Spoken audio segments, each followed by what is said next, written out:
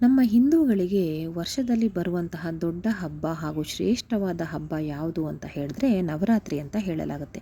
ಯಾಕೆ ಅಂತ ಹೇಳಿದ್ರೆ ಇದು ಬಹಳ ದೀರ್ಘಕಾಲದವರೆಗೆ ಆಚರಣೆ ಮಾಡ್ತೀವಿ.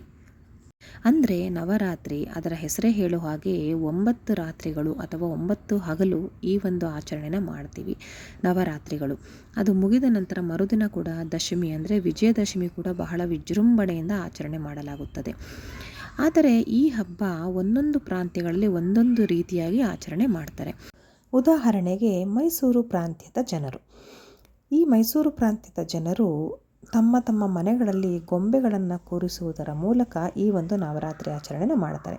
ಕೆಲವರು ಮೊದಲನೇ ನವರಾತ್ರಿಯಿಂದನೇ ಗೊಂಬೆಗಳನ್ನು ಕೂರಿಸೋದಕ್ಕೆ ಶುರು ಮಾಡ್ತಾರೆ. ಕೆಲವರು ಶಾರದಾ ಪೂಜೆ ಅಂದರೆ ಸರಸ್ವತಿ ಪೂಜೆ ಯಾವತ್ತು ಇರುತ್ತೆ ಮೂಲ ನಕ್ಷತ್ರದ ದಿನ ಅಂದಿನ ದಿನದಿಂದ ನವರಾತ್ರಿ ಮುಗಿಯುವವರೆಗೂ ಗೊಂಬೆಗಳನ್ನು ಕೂರಿಸಿ ಹಾಗೆ ಪ್ರತಿನಿತ್ಯ ಅದಕ್ಕೆ ನೈವೇದ್ಯಗಳನ್ನು ಮಾಡಿ ಈ ರೀತಿ ದೇವರನ್ನು ಆರಾಧನೆ ಮಾಡುತ್ತಾರೆ. ಇನ್ನು ನಮ್ಮ ಮಲೆನಾಡಿನ ಭಾಗದಲ್ಲಿ ಬಂದರೆ ಪ್ರತಿನಿತ್ಯ ದೇವಿಯ ಉಪಾಸನೆ ಇರುತ್ತದೆ. ಪ್ರತಿನಿತ್ಯ ದೇವಿಯ ಆರಾಧನೆ ಇರುತ್ತದೆ. ಬಹಳ ವಿಜೃಂಭಣೆಯಿಂದ ನಡೆಯುತ್ತದೆ. ಕೆಲವು ಕಡೆಗಳಲ್ಲಿ ರಾತ್ರಿಯ ಆಚರಣೆ ಇರುತ್ತದೆ. ಹೆಸರೇ ಹೇಳುವ ಹಾಗೆ ನವರಾತ್ರಿ. ಇನ್ನು ಕೆಲವು ಕಡೆಗಳಲ್ಲಿ ಹಗಲಿನ ಆಚರಣೆ ಇರುತ್ತದೆ.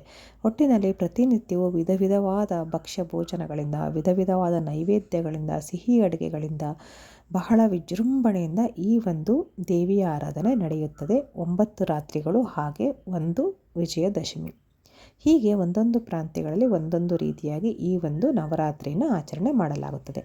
ಈಗ ಯಾವ ದಿನ ಯಾವ ದೇವಿಯ ಆರಾಧನೆ ಮಾಡಬೇಕೆಂದು ನಾನು ಈ ವಿಡಿಯೋದಲ್ಲಿ ತಿಳಿಸುತ್ತೇನೆ. ಇದಕ್ಕೂ ಹಿಂದಿನ ವಿಡಿಯೋದಲ್ಲಿ ಯಾವ ದಿನ ಯಾವ ದೇವಿಗೆ ಆರಾಧನೆ ಮಾಡಬೇಕು, ಹಾಗೆ ಯಾವ ನೈವೇದ್ಯ, ಹಾಗೆ ಅಂದಿನ ದಿನ ಯಾವ ಬಟ್ಟೆಯನ್ನು ನಾವು ಧರಿಸಬೇಕು, ಯಾವ ಬಣ್ಣದ ಬಟ್ಟೆಯನ್ನು ಧರಿಸಬೇಕು, ಹಾಗೆ ನಾವು ಯಾವ ಪದಾರ್ಥವನ್ನು ದೇವರಿಗೆ ನೈವೇದ್ಯ ಮಾಡಿದರೆ ಅದರಿಂದ ಏನು ಫಲ ಎಂಬುದನ್ನು ಎಲ್ಲವನ್ನು ನಾನು ಸಂಪೂರ್ಣವಾಗಿ ವಿವರಿಸಿ ವಿಡಿಯೋ ಮಾಡಿ ಹಾಕಿದ್ದೇನೆ. ಆಸಕ್ತಿ ಇರುವವರು ದಯವಿಟ್ಟು ಅದನ್ನು ಒಮ್ಮೆ ನೋಡಿ. ಈಗ ಯಾವ ದಿನ ಯಾವ ದೇವಿಯ ಆರಾಧನೆ ಎನ್ನುವುದನ್ನು ತಿಳಿದುಕೊಳ್ಳೋಣ. ಮೊದಲನೇ ನವರಾತ್ರಿ ಅಂದರೆ ಪ್ರಥಮ ನವರಾತ್ರಿಯ ದಿನ ಶೈಲಪುತ್ರಿ ದೇವಿಯನ್ನು ನಾವು ಆರಾಧನೆ ಮಾಡಬೇಕು. ಹಾಗೆ ಎರಡನೇ ನವರಾತ್ರಿ ಅಂದರೆ ದ್ವಿತೀಯ ನವರಾತ್ರಿಯ ದಿನ ಬ್ರಹ್ಮಚಾರಿಣಿ ದೇವಿಯನ್ನು ನಾವು ಆರಾಧನೆ ಮಾಡಬೇಕು. ಮೂರನೇ ನವರಾತ್ರಿ ಅಂದರೆ ತೃತೀಯ ಅಂದಿನ ದಿನ ಚಂದ್ರಘಂಟಾ ದೇವಿಯ ಆರಾಧನೆಯನ್ನು ನಾವು ಮಾಡಬೇಕು. ನಾಲ್ಕನೇ ನವರಾತ್ರಿ ಅಂದಿನ ದಿನ ನಾವು ಕೂಷ್ಮಾಂಡ ದೇವಿಯನ್ನು ಆರಾಧಿಸಬೇಕು. ಅಂದರೆ 4ನೇ ನವರಾತ್ರಿ ಚತುರ್ಥಿ. 5ನೇ ನವರಾತ್ರಿಯ ದಿನ ಅಂದರೆ ಪಂಚಮಿ ನವರಾತ್ರಿ ಅಂದು ಸ್ಕಂದಮಾತಾ ದೇವಿಯನ್ನು ನಾವು ಆರಾಧನೆ ಮಾಡಬೇಕು. ಇನ್ನು 6ನೇ ನವರಾತ್ರಿ ಅಂದರೆ ಷಷ್ಠಿ ಅಂದಿನ ದಿನ ಕಾತ್ಯಾಯಿನಿ ದೇವಿಯನ್ನು ನಾವು ಆರಾಧನೆ ಮಾಡಬೇಕು. ಹಾಗೆ 7ನೇ ನವರಾತ್ರಿ ಅಂದರೆ ಸಪ್ತಮಿ ಅಂದು ಶಾರದಾ ಪೂಜೆ ಕೂಡ ಇರುತ್ತೆ.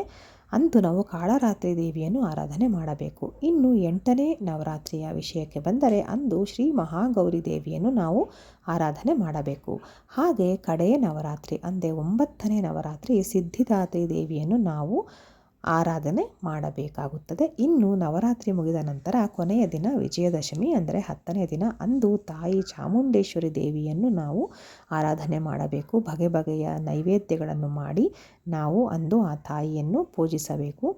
ದಶಮಿ ಅಂದರೆ ವಿಜಯದಶಮಿ ಬಹಳ ವಿಶೇಷವಾದದ್ದು. ಮೈಸೂರಿನಲ್ಲಿ ಇದರ ಆಚರಣೆ ಬಹಳ ವಿಜೃಂಭಣೆಯಿಂದ ನಡೆಯುತ್ತೆ. ಎಲ್ಲೆಲ್ಲಿಯೋ ಜನ ಬಂದು ಸೇರಿ ಈ ಒಂದು ವಿಜೃಂಭಣೆಯನ್ನು ಕಣ್ಣಾರೆ ನೋಡಿ ಆನಂದಿಸುತ್ತಾರೆ.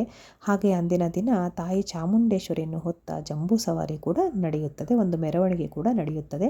ಹಾಗೆ ಅಂದಿನ ದಿನ ಬನ್ನಿ ವೃಕ್ಷಕ್ಕೆ ಒಂದು ವಿಶೇಷವಾದ ಪೂಜೆಯನ್ನು ಕೂಡ ಮಾಡ್ತಾರೆ. ಬನ್ನಿ ವೃಕ್ಷ ಅಂತ ಅಂದರೆ ಬಂಗಾರದ ವೃಕ್ಷ ಅಂತಲೇ ಹೇಳಲ್ಪಡುತ್ತೆ. ಸೊ ನವರಾತ್ರಿಯ ಆಚರಣೆ ಹೀಗೆ ಎಲ್ಲ ಪ್ರಾಂತ್ಯದಲ್ಲೂ ಇರುತ್ತದೆ. ಧನ್ಯವಾದಗಳು.